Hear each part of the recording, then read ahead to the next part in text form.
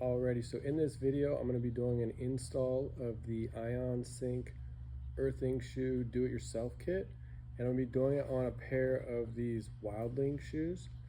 And so the first thing you want to do is kind of identify where you want to put the earthing plug through the outsole, and you kind of pinch it with your fingers to determine how thick of a stack height it is. And given that this is such a thin sole, it's closer to a 1/4 inch, so we're going to be using the smallest iON Sync plug. And as you can see in this diagram right here, it shows the difference between the small, medium, and large, and the only difference is the barrel height, and we're going to be wanting to use the one that has the shortest barrel height.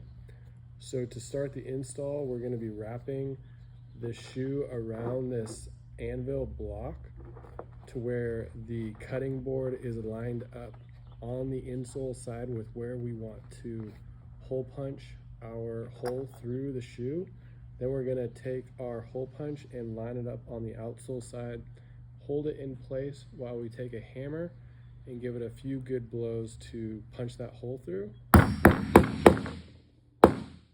Make sure we go all the way through and pull that out. And next we're going to simply just take the tip of the iON Sync plug and feed it through the hole from the inside to the outside to where we can kind of start pulling on that pull tab. And we just make small increments where we pull and kind of wiggle it around. And if this is too difficult to do with your hands, you also have the option to do with pliers. But me personally, I'm pretty much always able to do it with my hands, but I know that it's going to be more comfortable for some people to use pliers. And as you can see, I pulled it through to where the barb is showing on the outsole side. And then next, what I'm going to want to do is cut off the barb.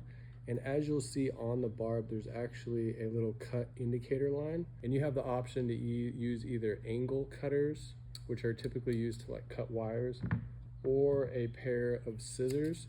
I'll use scissors in this scenario, and I'm basically just going to line it up with the cut indicator line. And then I got it lined up and I just give it a quick little snip. And as you can see, we preserved some of the barb, and that's going to kind of maintain the mechanical fastening through the sole and act as our ground, which contacts the ground. And we located it in kind of a low impact zone or a mild impact zone. The forefoot would be too uncomfortable, high impact zone. If we went in the arch, it would be like a low impact zone and wouldn't make much contact with the ground.